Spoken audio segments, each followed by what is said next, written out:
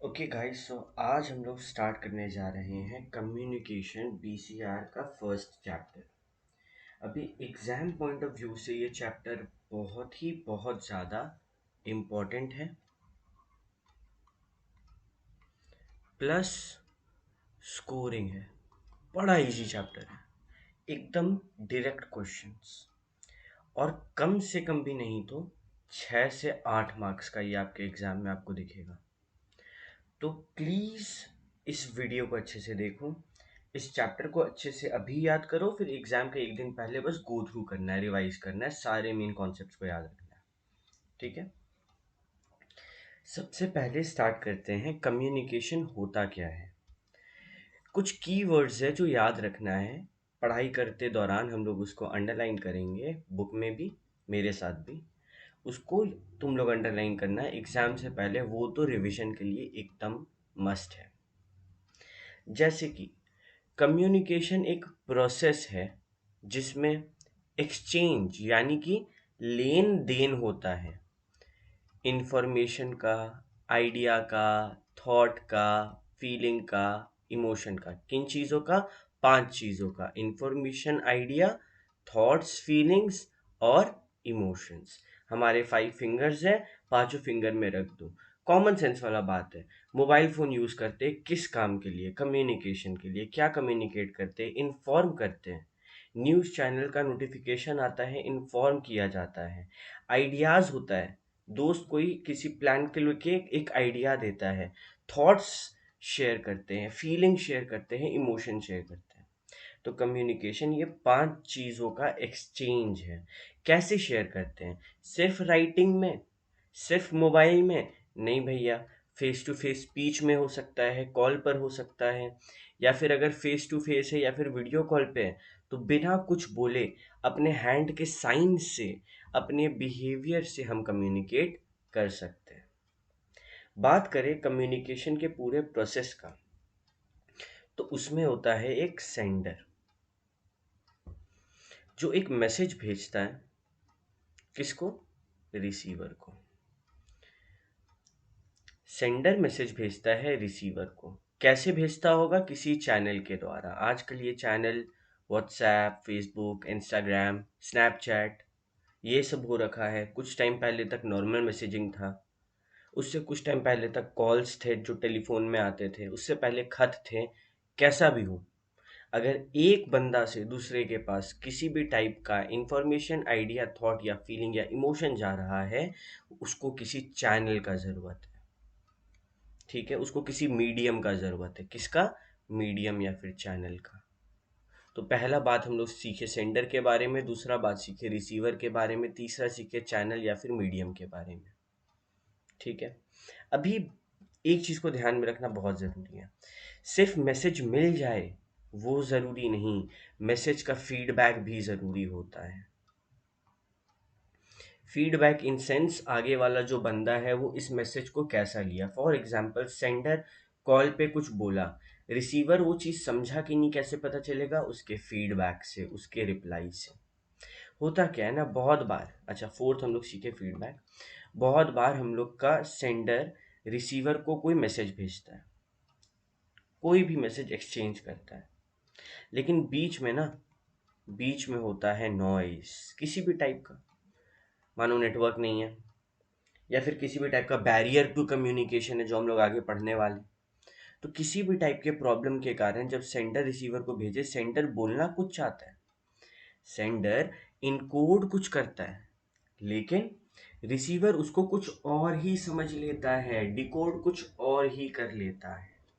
तो याद रहे, इनकोडर कौन होता है? सेंडर होता है। डिकोडर कौन होता है? रिसीवर होता है।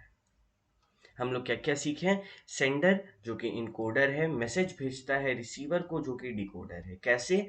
चैनल या फिर मीडियम के द्वारा। बहुत बार बीच में नॉइस या फिर किसी भी टाइप का बैरियर होता है, तो फीडबैक ज़रूरी है। इस चीज़ का ध्यान रखना है कि आगे वाला बंदा उस चीज़ को सही से लिया कि नहीं, सही से डिकोड किया कि नहीं। कैसे पता चलेगा? फीडबैक से, रिस्पॉन्स से। ओके, अब बात करते हैं टाइप्स ऑफ कम्युनिकेशन के बारे में। कम्युनिकेशन कितने प्रकार के होते हैं? बहुत बड़ा कैटेगरी होता है कम्युनिकेशन का। सबसे पहले तो इस वर्ड कम्युनिकेशन को दो तरीके में बांटा गया। पहला, कम्युनिकेशन का चैनल क्या है, मीडियम क्या है, माध्यम क्या है। और दूसरा, क्या स्टाइल है, क्या पर्पस है। चैनल किस माध्यम से कर रहा है, वर्बल है, यानी कि क्या तुम्हारे बोल का इस्तेमाल किया जा रहा है, या फिर बिना बोले नॉन वर्बल है। क्या शब्द का इस्तेमाल हुआ तो वर्बल, नहीं हुआ तो नॉन वर्बल। या फिर विजुअल है, यानी कि शब्द का कोई इस्तेमाल ही नहीं, बस देख कर साइन है कुछ जो समझ आ जा रहा है। फॉर एग्जाम्पल, क्या सरकार आपको हर नाके पे खड़े होकर बोलती है कि गाड़ी धीरे चलाओ, 20 के नीचे चलाओ? नहीं। वो नॉन वर्बल कम्युनिकेशन का यूज करके, वो विजुअल्स कम्युनिकेशन का यूज करके वहां पे एक बोर्ड लगा देती है जिसमें लिखता है मैक्सिमम लिमिट 20। इसके बारे में और बात होगा।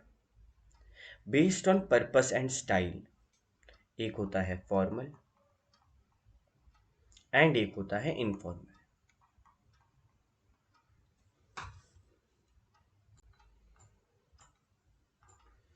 अभी मन में एक डाउट आ रहा होगा कि भैया, ये तो आपका बात मेरे को समझ में आया कि मीडियम, चैनल, स्टाइल, अलग अलग टाइप से कम्युनिकेट को डिफरेंशिएट करते हैं। क्यों डिफरेंशिएट करना ज़रूरी है? क्योंकि उसको डिफरेंशिएट करने के बाद समझ में आएगा कि हम लोग किस जगह पे किस कम्युनिकेशन का यूज़ करें। फॉर एग्जाम्पल, सबसे कॉमन मेथड क्या है कम्युनिकेशन का? लैंग्वेजेस, इंग्लिश, हिंदी, कोई भी वर्नैकुलर, आपका local language, mother tongue. But सबसे ज़्यादा कॉमन क्या है जो हर देश में चलता है, वाइडली एक्सेप्टेड है? Business English.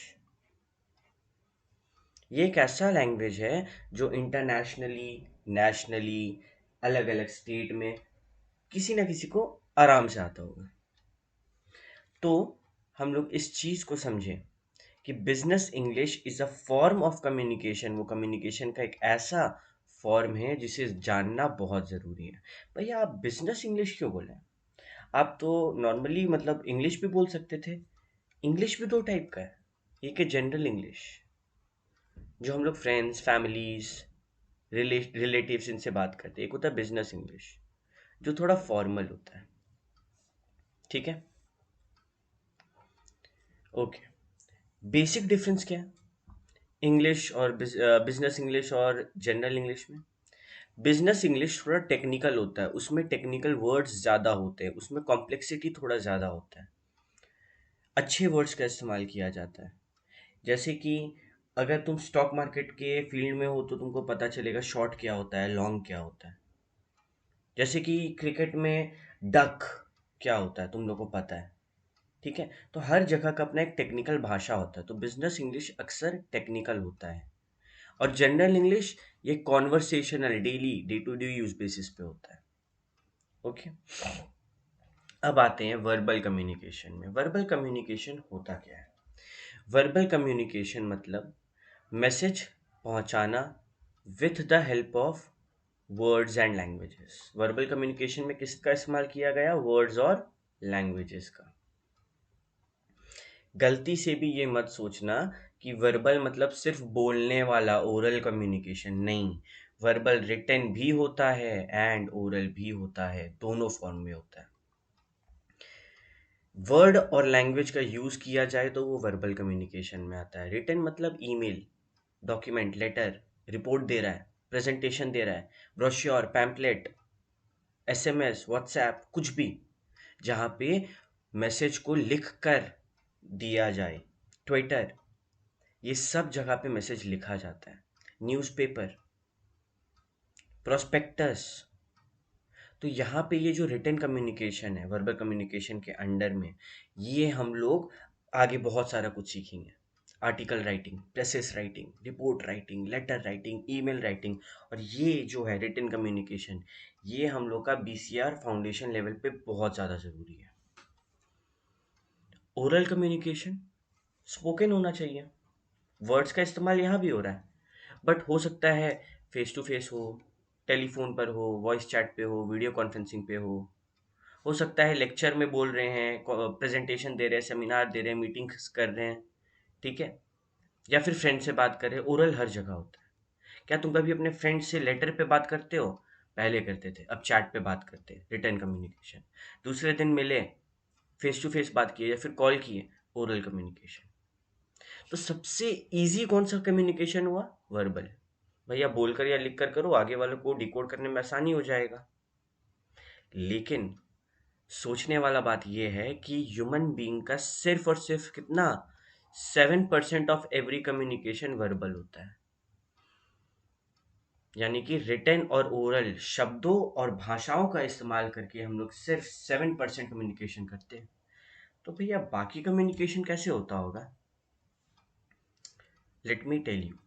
बट उसके लिए पहले ओरल कम्युनिकेशन पे थोड़ा और कुछ जानते हैं हम लोग।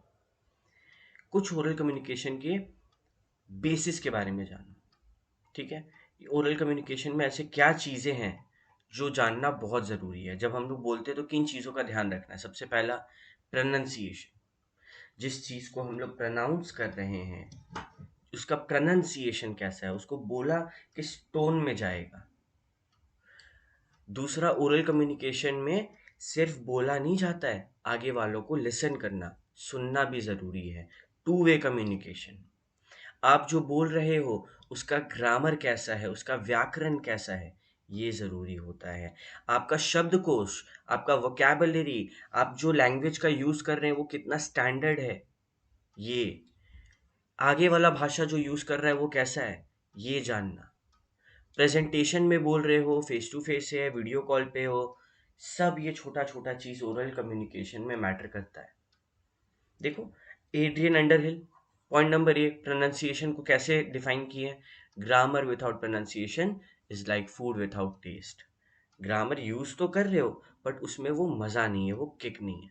प्रोनाउंसिएशन इतना ज़रूरी है। भैया प्रोनाउंसिएशन कैसे होता है? तुम्हारा टंग में जो मूवमेंट हो रहा है वो बेसिकली टंग्स एंड लिप्स का कोऑर्डिनेशन बेसिकली प्रोनाउंसिएशन के लिए जिम्मेदार होता है। साथ ही साथ तुम्हारा जो वॉइस है और जो भी फिजिकल एस्पेक्ट है वो सब एकदम एक अलग कोर्स का स्टडी है। तुम लोग को सिंपल बोले प्रोनाउंसिएशन मतलब तुम लोग का एक्सेंट। हर जगह पे अलग अलग चीज़ों का प्रोनाउंसिएशन अलग तरीके से होता है। सिंपल वर्ड में क्या बोलते हैं? प्रोनाउंसिएशन मतलब एक्सेंट, ठीक है। अलग अलग एक्सेंट को तुम लोग सीखोगे, तुम लोग के लिए फ्यूचर में बहुत बेहतर होगा। ओके। और भैया प्रोनाउंसिएशन बेहतर कैसे कर किया जाएगा? प्रैक्टिस करके। जितना ज़्यादा यूज़ करोगे उतना ज़्यादा बेटर होते जाओगे, अपने प्रोनाउंसिएशन को और इम्प्रूव कर पाओगे। अगला, listen intently to speak well. सुनो और फिर अच्छे से बोलो। A good speaker is one who is a good listener. वो एक अच्छा स्पीकर होता है जो सुनने के लिए तैयार है। जब तुम सुनते हो तुम्हारा माइंड सबकॉन्शियसली मतलब बैकग्राउंड में एक एक्सेंट टोन पकड़ लिया कि अच्छा इसका ये वाला टोन है, इस टोन में बात करना है। एक वॉइस पकड़ लिया, एक मॉड्यूलेशन पकड़ लिया, समझ गया आगे वाला से कैसे टोन में बात करना है। फॉर एग्जाम्पल, हम लोग जैसे कि जो लोग अपने झारखंड यूपी बिहार से होते हैं, तो फॉर एग्जाम्पल एक लाइन है, I want to play in these area. If we will convert it in Hindi, हम लोग क्या बोलते हैं? हम लोगों को खेलना है या फिर हमको खेलना है, I want to play. But अगर यही थोड़ा नॉर्थ साइड चल जाए तो मुझे खेलना है। चेंज आया ना? तो जब तुम सुनोगे उसका टोन को पकड़ोगे कि ओके ये नॉर्थ से है, तो तुम्हारा कॉन्वर्सेशन सबकॉन्शियसली यानी कि बैकग्राउंड से ही वो टोन में आ जाएगा। उसके बाद ग्रामर ऑलवेज ज़रूरी, ठीक है। एग्जाम्पल देखो ना, my little brother loves pasta, ठीक है। Why do you say that? फिर his friends like pasta, comma, so he also loves it. फिर क्या बोलता है B? Maybe he likes it too because it's bland. Okay, ये एक informal, हम लोग क्या सीखे, ये इनफॉर्मल है, मतलब दो लोगों के बीच में बात हो रहा है किसी पर्सनल मैटर को लेके। सेकंड देखते हैं, didn't know you came late. B बोलता है पार्डन, फिर से A, didn't know you came late. B बोलता है don't have to, but I missed a good lecture. ये दो एग्जाम्पल क्या बता रहा है, किस तरीके से कॉन्वर्सेशन में ग्रामर का यूसेज होता है। ठीक है, बहुत बार क्या होता है, अक्सर I have heard this problem from the students कि जब भी हम लोग इंग्लिश बोलने का कोशिश करते हैं, बोलते बोलते मर्मर करने लगते हैं, भूलने लगते हैं, हिचकिचाने लगते हैं। क्यों? क्योंकि वो इंस्टेंट है, वो अनप्लैन्ड कॉन्वर्सेशंस होते हैं। तुम रट कर बोलो, नहीं दिक्कत होगा। ठीक है, तो जब भी तुमको टाइम चाहिए बोलने के लिए, यहाँ पे देखो ऐसे कैसे टाइम दिया। बी सवाल पूछ दिया वापस। ए बोलता है मेरे छोटे भाई को पास्ता पसंद है। बी को पता है कि ठीक है हम सुन लिए, बट फिर से पूछ लिया ताकि उसको टाइम मिले क्या बोलना है ये सोचने के लिए। टू में देखो डेंट यू नो कि, बी बोलता है पार्डन, मतलब सॉरी, फिर से बोलो। फिर ए वही सवाल पूछा तो बी को टाइम मिल गया बोलने के लिए, है कि नहीं? बहुत बार होता है क्या बोले, we are out of words. ठीक है, तो उस टाइम पे कुछ चीजें हैं, कुछ ऐसे पर्सनल एटीट्यूड, जजमेंट जो तुम यूज कर सकते हो। बहुत बार होता है हम लोग बोलते हैं तो हम लोग के बोलने में कुछ टोन जैसे आउच, ओ, यप, ये सब बहुत बार यूज होता है। ठीक है, एक आजकल नया आया लिटरली, तो ये सब हर जगह फिट होने वाला चीज नहीं है। Okay, okay. फिर लैंग्वेज को नोटिस करना बहुत ज़्यादा ज़रूरी है। एग्जाम्पल देखते हैं, can you help me lift this box please. क्या बोला गया आंसर में? ओ श्योर, वेट अ मिनट। जब तुमको कुछ पूछना है या फिर तुम किसी चीज़ को लेके एक्साइटेड हो तो तुम्हारा इंग्लिश में वैसा ही टोन होना चाहिए। किसी चीज़ को लेके अपसेट हो, गुस्सा हो, उसका टोन अलग होना चाहिए। किसी चीज़ को लेके पैशनेट हो, फॉर एग्जांपल कहीं कुछ बता रहे हो, पढ़ा रहे हो, या फिर कोई प्रेजेंटेशन दे रहे हो, तो वहाँ पर ऑडियंस से कनेक्ट करने के लिए पैशन दिखाना ज़रूरी है। ऑडियंस अगर बोर हो रहा है तो उस हिसाब से एक छोटा सा जोक जो कि थोड़ा फॉर्मल हो, ठीक है, ताकि वो लोग और इंटरैक्ट करें। सिंपल रखना, कोर मैसेज को देना, बीट अराउंड द बुश नहीं करना, इधर उधर का बात नहीं करना, स्माइल करके आई कांटेक्ट बनाना। आई कांटेक्ट भी अप्रोप्रिएटली छोटा टाइम के लिए होना चाहिए, और स्ट्रॉन्ग स्टार्ट करना। स्टार्टिंग में एक स्टोरी बोल दिए या फिर एक फ्रेज के साथ स्टार्ट किए, ये सब स्ट्रॉन्ग स्टार्ट होता है। कि किसी मुहावरे के साथ स्टार्ट किए हैं, कोई अच्छे फेमस सीन के साथ, कोई कोट के साथ, या फिर कोई छोटा सा स्टोरी। तो जब भी हम लोग प्रेजेंटेशन दे, रिटन या ओरली, दोनों में ये सब छोटा छोटा टिप्स है जो काफ़ी ज़्यादा हेल्पफुल होता है। भैया अगर पीपीटी बना रहे हो तो पावर पॉइंट प्रेजेंटेशन याद रहे 10 स्लाइड से ज़्यादा यूज़ नहीं करना है, 20 मिनट से ज़्यादा का होना नहीं चाहिए, और font size appropriate almost 30 point हो तो अच्छा है।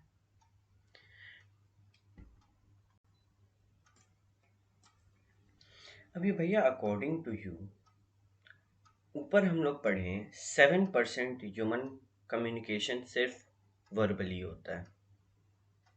तो नॉन वर्बल कम्युनिकेशन मतलब रिटन और ओरली कौन सा कम्युनिकेशन ऐसा है जो नहीं होता है?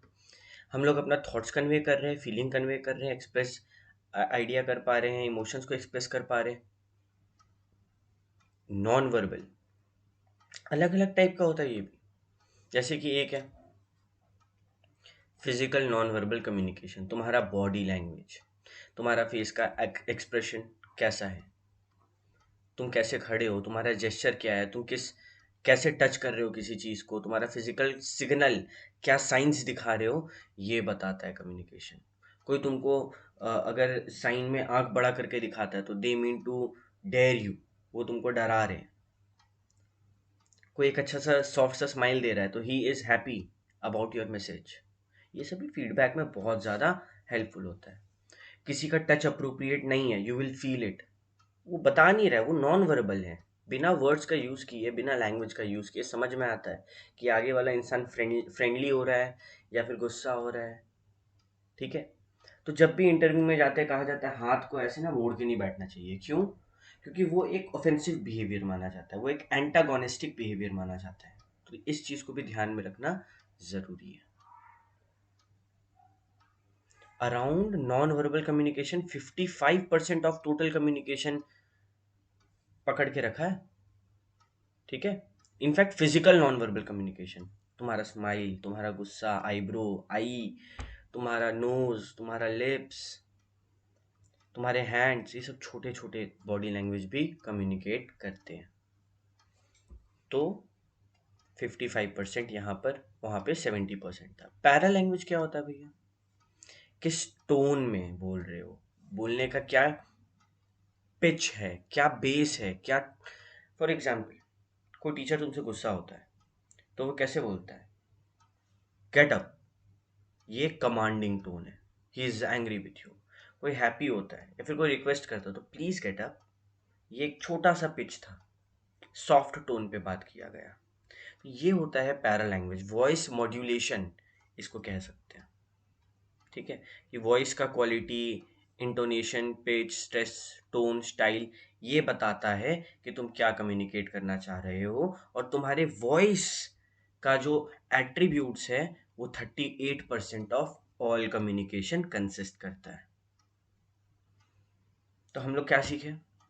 फिजिकल नॉन वर्बल, दूसरा पैरा लैंग्वेज, तीसरा एस्थेटिक कम्युनिकेशन। मतलब कि अगर हम लोग को कुछ कम्युनिकेट करना है तो थोड़ा एक क्रिएटिव वे में कर रहे हैं, डांस करके, पेंट करके, नुक्कड़ नाटक करके, म्यूजिक के द्वारा, किसी आर्ट का यूज करके अगर तुम कम्युनिकेट करो तो उसको एस्थेटिक कम्युनिकेशन बोलते हैं।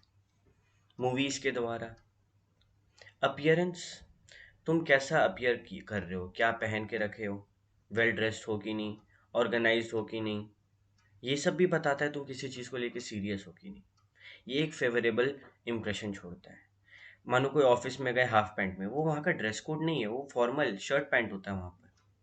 ठीक है, हुडी पहन के किसी ऑफिस में चल गए जॉब इंटरव्यू के लिए, that is not a good appearance. क्यों? क्योंकि ये नॉन वर्बल कम्युनिकेशन बता रहा है ही इज नॉट इंटरेस्टेड, या फिर ही टेक्स इट लाइटली। कहीं कहीं पे तो सिंबल्स भी होते हैं जो नॉन वर्बली कम्युनिकेट करते हैं। हर धर्म का अपना एक सिंबल है जो अलग अलग बातों को कम्युनिकेट करता है। ठीक है, आगे बढ़ते हैं। अगला विजुअल कम्युनिकेशन, देख कर। तुम लोग जैसे यहाँ पे एक चार्ट देख रहे हो, इसको बोलते हैं पाई चार्ट। ये कंप्यूटर से बनाया जाता है, ऐसे हाथ से भी बन सकता है। पाई चार्ट का मेन मतलब है कि हम लोग ग्राफिकली देख सकें मार्केट का हिसाब किताब क्या है। ये पाई चार्ट तुम लोग अपने खुद के बिहेवियर का, दिन का 24 घंटा का भी बना सकते हो। विजुअल कम्युनिकेशन सिर्फ पाई चार्ट नहीं, कोई भी ऐसा कम्युनिकेशन का फॉर्मेट जिसमें आंखों से देखकर समझ आ रहा है, साइन जो लगा रहता है रोड पे, कुछ लिख के रखा हुआ है, जैसे गुजरात 22 किलोमीटर, कोई ड्राइंग, कोई डिज़ाइन, कोई कलर इलस्ट्रेशन, किसी भी तरीके से अगर विजुअली आंखों के द्वारा तुमको कोई मैसेज दिया जाए तो वो विजुअल कम्युनिकेशन के तहत आता है। ठीक है, ओके, आगे बढ़ते हैं। Formal communication and informal communication. भैया ये दो कम्युनिकेशन का मतलब क्या है? सिंपल वर्ड में बोले, फॉर्मल यानी कि ऑफिशियल, यानी कि जहां पर ओरल भी होता है, रिटन भी होता है, लेकिन ये पॉइंट इंपॉर्टेंट है बहुत ज़्यादा, रूल्स, प्रिंसिपल्स, कन्वेंशंस, इन सब के दायरे में कम्युनिकेट करना है। अपने बॉस के कंधे पे जाके हाथ रख के बात नहीं कर सकते हैं। एक हायरार्की है, मतलब एक पिरामिड है जिसको फॉलो करना है। टॉप मैनेजमेंट से कैसे बात करना है, मिडिल से कब करना है, ऑपरेशनल से कब करना है, इस चीज़ का ये जो डेकोरम इसको मेंटेन करके रखना है। बहुत बार होता है कि for example top management level वाला सीधे लोअर से बात नहीं करेगा, उस मिडिल को बोलेगा, मिडिल लोअर को बोलेगा, वर्टिकली जा रहा है, ऊपर से नीचे, नीचे से ऊपर। बहुत बार होता है दो डिपार्टमेंट है, वो लोग आपस में बात कर रहे हैं हॉरिजॉन्टली। बहुत बार होता है दो डिपार्टमेंट एट अनदर लेवल, एक मिडिल का, एक ऑपरेशनल का, और ये लोग दोनों कांटेक्ट कर रहे हैं, इसको बोलते हैं डायगोनल। वर्टिकल में क्या होता है? Upward downward. हॉरिजॉन्टल में क्या होता है? सेम लेवल पे। डायगोनल में क्या होता है? Different employ between employees at different level, एक ही हायरार्की में, ठीक है। और आजकल ये काफ़ी ज़्यादा जो डायगोनल है काफ़ी ज़्यादा कॉमन होने लगा है। इसको पहले तो रिकॉग्नाइज भी नहीं करते थे लोग। कॉमन क्यों नहीं लगा है? अक्सर ना एक मैनेजर दूसरे मैनेजर से बात नहीं करके सीधे उसके नीचे वाले बंदे से बात करता है कि भाई तुम अपना काम करके मैनेजर को दे दिया, क्योंकि उसके पास वो एक अथॉरिटी आ जाता है। फॉर्मल यानी कि जो ऑफिस में होता है कैसा होता है? Vertical, horizontal, diagonal. आगे बढ़ते हैं। फॉर्मल कम्युनिकेशन, इनफॉर्मल कम्युनिकेशन मतलब friendly, casual, daily, day to day जो हम लोग करते हैं। अनऑफिशियल, ऐसा कुछ इसमें रूल नहीं है, प्रोटोकॉल नहीं है, आराम से मस्ती में बात कर सकते हैं, ठीक है। इनफॉर्मल किसके बीच में होता है? फैमिलीज, फ्रेंड्स, पड़ोसी, कम्युनिटी के लोग, सोशल रिलेशनशिप्स, ये लोग से हम लोग इनफॉर्मली बात कर सकते हैं। एम्प्लॉयज, एक ही ऑफिस में तुम लोग जब काम करोगे तो अपने जो एम्प्लॉय हो उसके साथ भी अपने एम्प्लॉयज, अपने मेट्स के साथ भी इनफॉर्मली बात करोगे, फ्रेंड बनाओगे वहां पे भी। बट ऑफिस की दुनिया में इसे कहते हैं ग्रेप वाइन, यानी कि अगर तुम एक ऑफिस में सब मिलकर बात करोगे तो क्या होगा? गॉसिपिंग, किसी एक टॉपिक को लेकर। तो नॉर्मली ऑफिस वर्ड सुनते ही लगता है भैया यहाँ फॉर्मल होना चाहिए। बट ये जो एक छोटा सा झुंड बना लेता है सबको, एम्प्लॉय लोग आपस में बात करने के लिए, ये एक ग्रेप वाइन है। और अक्सर लोग चाहते हैं कि ये सब इनकरेज हो ताकि लोग डेली आना चाहें। एक सोशल लाइफ नहीं होगा तो लोग आना कैसे चाहेंगे, ठीक है। ओके, तो grapevine is good for us. क्यों? क्योंकि ये जो एम्प्लॉयज का नीड होता है, सोशल नीड्स, उसको फुलफिल करता है, उसको सेटिस्फाई करता है। ये मत सोचना गॉसिप है तो खराब होगा, ठीक है। अब बात करते हैं नेटवर्क्स कैसा होता है। कम्युनिकेशन नेटवर्क का मतलब क्या है? सबसे पहले तो भैया आप मेरे को ये बताइए, कम्युनिकेशन नेटवर्क का मतलब वो मेथड, वो पैटर्न जो ऑर्गेनाइजेशन में सारे मेंबर्स यूज करते हैं इंफॉर्मेशन एक जगह से दूसरी जगह पहुंचाने के लिए। अलग अलग टाइप का फ्लो होता है। अभी हम लोग ऊपर में बात की ना, वर्टिकल, हॉरिजॉन्टल, डायगोनल, उसी टाइप का वही चीज है ये, कि फ्लो क्या है, स्ट्रक्चर क्या है। अब स्ट्रक्चर कैसा होगा ये डिपेंड करता है ऑर्गेनाइजेशन के साइज पे, वहां पे कितने लोग काम कर रहे हैं इस चीज के ऊपर। अगर छोटा सा ऑर्गेनाइजेशन है तो कैसे भी बात करेंगे चलेगा। अगर बहुत बड़ा ऑर्गेनाइजेशन है तो सुपरवाइजर बोलेगा कि सुनो सबऑर्डिनेट, तुम काम किया कि नहीं, सबऑर्डिनेट रिपोर्ट करेगा। ये जनरली बड़े ऑर्गेनाइजेशन में फॉर्मल नेटवर्क को लगाते हैं। वर्टिकल नेटवर्क यानी कि अपवर्ड डाउनवर्ड मूवमेंट।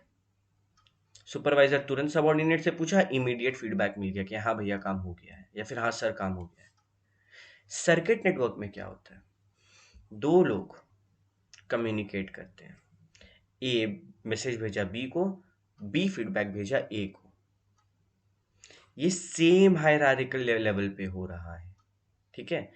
इसको सर्किट क्यों बोलते हैं भैया? क्योंकि यहाँ पे मैसेज भेजने के बाद फीडबैक का इंतजार किया जाता है। दोनों चीज इस लेवल पे जरूरी होता है, इस फॉर्म में जरूरी होता है।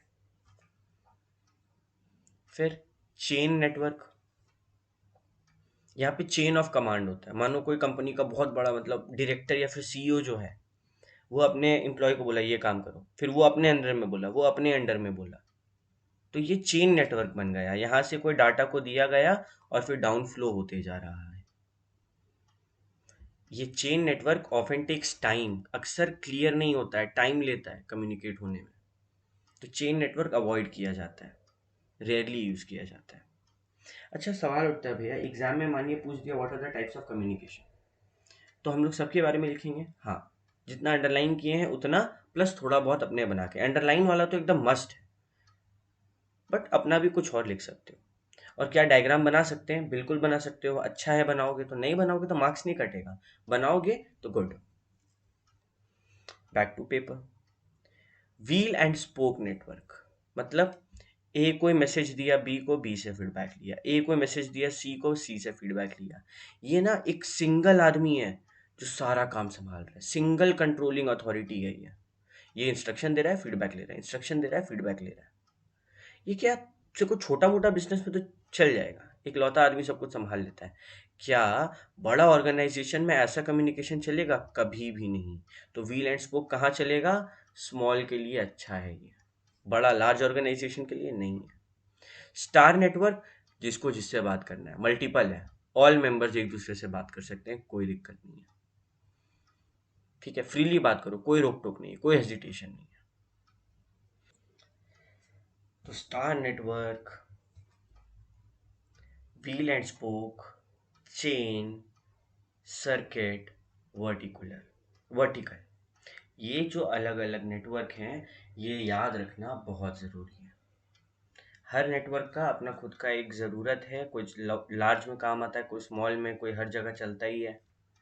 तो इस चीज़ को तुम लोग जान गए। अब तुम लोग जब जाओगे कल को किसी फर्म में, किसी ऑर्गेनाइजेशन में, वहाँ पे मोड ऑफ कम्युनिकेशन या फिर जो नेटवर्क है उसको समझना आसान हो गया है तुम लोगों के लिए। अब आते हैं अगले मेन टॉपिक पे। एक इफेक्टिव कम्युनिकेशन मतलब अच्छा कम्युनिकेशन का गुण क्या है, कैरेक्टरिस्टिक क्या है। ठीक है, हर इंसान को कम्युनिकेट करना ज़रूरी है, बट कुछ बातों का ध्यान रखना बहुत इंपॉर्टेंट होता है कि क्लैरिटी कैसा है, जो वर्ड तुम बोल रहे हो, मैसेज वो क्लियर जा रहा है कि नहीं। सेंटेंस छोटा रहे तो बेहतर होगा, मेन मैसेज बता दो। ये भी डिपेंड करता है, बहुत बार होता है इनफॉर्मल मैसेज है, घुमा फिरा के बोलेंगे कोई काम निकलवाना है, बट फॉर्मली यहाँ पे सारा बात हो रहा है, ऑफिस में जो बात बताना है डायरेक्टली बताओ, शॉर्ट और क्रिस्प रखो, आगे वाला पार्टी इजीली ग्रास्प कर पाए, इस चीज़ का ध्यान रखना है। फिर कंसाइसनेस,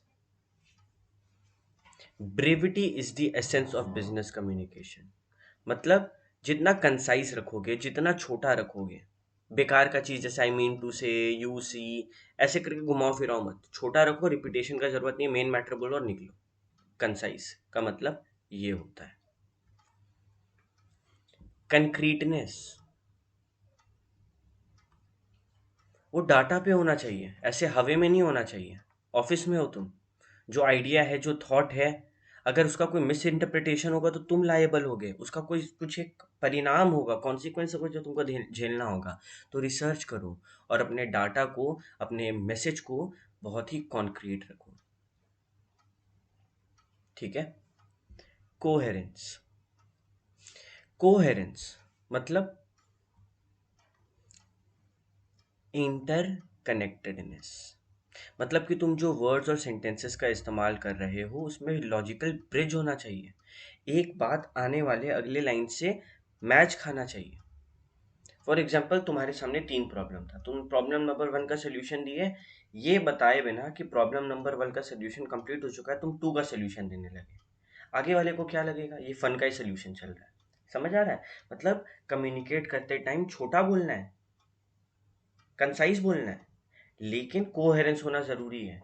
एक लॉजिकल ब्रिज बनाते हुए चलना है ताकि हम लोग का जो रिसीवर है वो मिस इंटरप्रिटेट ना करे। कंप्लीटनेस, कम्युनिकेशन को कंप्लीट रखो, आधा बात बोल के मत छोड़ो। कंप्लीट कम्युनिकेशन ज़रूरी होता है, वो बेटर डिसीजन मेकिंग में हेल्पफुल होता है। कर्टियसनेस, अच्छा कंप्लीटनेस में कंप्लीट करो, बेटर डिसीजन मेकिंग के लिए ज़रूरी होता है। कर्टिसी मतलब तुम किस तरीके से बोल रहे हो, तुम्हारा पोलाइटनेस कितना है, कितने अच्छे से, रिस्पेक्टफुली, ओपन, हार्म मतलब वार्मली रिसीवर को अपना मैसेज पहुंचा रहे हो। ये चीज़ तुम्हारे फीलिंग्स को दर्शाती है, नॉन वर्बल कैरेक्टरिस्टिक है, ये नॉन वर्बल ट्रेट है। लिसनिंग, सुनना है और समझना भी है आगे वाले के बात को। हमेशा चिल्लाना, आवाज़ करना, शोर करना अलाउड नहीं होना चाहिए। आगे वाले के बात को सुनो और उसको अपना बात भी समझाओ। लिसनर के ऑब्जेक्टिव को समझ लिसनर का ऑब्जेक्टिव क्या होना चाहिए कि आगे वाले के बात को डिकोड कर पाए, उसका क्या इमोशन है, वो क्या सोच के ऐसा जजमेंट ओपिनियन वगैरह दे रहा है। नॉर्मली तुम लोग जब डील करोगे, तुम लोग कस्टमर्स के साथ ज़्यादा डील करोगे, तो उसके प्रॉब्लम को सुनोगे तभी तो सोल्यूशन दे पाओगे। तो लिसनिंग फॉर अंडरस्टैंडिंग भी इफेक्टिव कम्युनिकेशन का एक बहुत ही इम्पॉर्टेंट ट्रेट होता है। फिर जब तुम सुन रहे हो, फोकस से सुनो, अटेंशन से सुनो, इधर उधर मत देखो, नहीं तो कोई इंपॉर्टेंट पॉइंट मिस हो जाएगा और बहुत बार आगे सेंटर को लगेगा ही इज नॉट इंटरेस्टेड। तो डिस्ट्रैक्शंस कम रखो, नहीं तो इंपॉर्टेंट पॉइंट्स मिस हो जाएगा। ध्यान रहे, फोकस और अटेंशन एवरीडे वर्क एनवायरनमेंट में बहुत ज़्यादा ज़रूरी होता है। फिर इमोशनल अवेयरनेस, ह्यूमन बिहेवियर को अपने इमोशंस के बारे में अवेयर होना है और कंट्रोल में रखना है। तुम बहुत ज़्यादा एक्साइटेड हो, तुम नहीं दिखा सकते, बहुत ज़्यादा सैड हो, नहीं दिखा सकते। अवेयर हो कि मेरे को ये इमोशन है, हम उदास हैं, बट कंट्रोल भी करना ज़रूरी होता है, सिर्फ अवेयर होने से नहीं चलेगा। अगला इंपॉर्टेंट पॉइंट, जब कम्युनिकेशन होता है कई सारे बैरियर्स आते हैं, जैसे कि फिजिकल, हम तुमसे बात कर रहे हैं, बीच में एक दरवाज़ा है, बात आवाज़ जो ठीक से पहुंचेगा नहीं। तुम बहुत दूर खड़े हो, बीच में पंखा है जो एक नॉइस क्रिएट कर रहा है, ये सब फिजिकल बैरियर है, दिख रहा है कि उसके कारण प्रॉब्लम क्रिएट हुआ है। बैरियर मतलब प्रॉब्लम, कम्युनिकेशन प्रॉब्लम, कम्युनिकेशन में कैसा प्रॉब्लम आता है? पहला फिजिकली, दूर है, पास में है लेकिन दरवाज़ा है या फिर कोई नॉइज़ है बीच में। एक होता है ऑर्गेनाइजेशन का स्ट्रक्चर ऐसा है, नीचे घपला हो रहा है, बॉस को बताना चाहते हैं, बॉस से बात ही नहीं कर सकते, क्यों? मेरा चेन ऑफ कमांड गड़बड़ है, अनक्लियर है, उससे बात नहीं कर पाएंगे। बहुत बार होता है ऐसा स्ट्रक्चर है, कोई रूमर आया, कोई गॉसिप आया और वो फटाफट इनअप्रोप्रिएट इन्फॉर्मेशन तो और फैलने लगा। बहुत बार होता है सुपरविजन खराब है, मेरा ऊपर जो बॉस है वो बेकार आदमी है, वो सही से अपना रिस्पॉन्सिबिलिटी नहीं निभा रहा है, तो इसके कारण कम्युनिकेशन में बहुत बार दिक्कत होता है। लैंग्वेज बैरियर, तुम किसी ऐसे जगह चल गए जहाँ जहाँ का लैंग्वेज नहीं आता, नाउ वहाँ पे दिक्कत होगा कम्युनिकेट करने में। सिग्नल्स देना होगा, लिख के बताना होगा, लिख के तो कैसे बताएगा, वो लोग जान नहीं रहा, फोटोज दिखाना होगा। तो ये लैंग्वेज बैरियर क्या होता है कि जो तुम्हारा लैंग्वेज है उसके कारण ऑब्स्टेकल क्रिएट हो गया है, तुम लोग सेम वर्ड को डिफरेंटली बोलते हो। तो इस चीज को भी ध्यान में रखना जरूरी है, और अपना जितना भी ये जो लिंग्विस्टिक एबिलिटी है, लैंग्वेज का जो ज्ञान है, तुम लोग जितना ज्यादा बढ़ाओगे वो काम ही आएगा। तुम लोग अपनी लैंग्वेज को कैसा रखोगे? Simple, clear, easily understood, official communication में ज़्यादा घुमाना फिराना नहीं है, एक स्टैंडर्ड भाषा रखना ज़रूरी होता है। कल्चर बैरियर, कल्चर हर जगह का अलग अलग है, मेरे कल्चर में जो कुछ अच्छा होता है हो सकता है किसी और के कल्चर में वो बुरा मानता हो, ठीक है? तो इस चीज़ का ध्यान रखना कि फॉर एग्जाम्पल हम कोई बाहर देश में और वहाँ पे फॉर एग्जाम्पल स्वास्तिक को गलत माना जाता है, ओ स्वास्तिक को गलत माना जाता है, तो अब क्या होगा? हमको वहाँ पे स्वास्तिक का इस्तेमाल नहीं करना, नहीं तो उनके सेंटिमेंट्स को हर्ट पहुँचेगा, एक गलत कम्युनिकेशन क्रिएट होगा।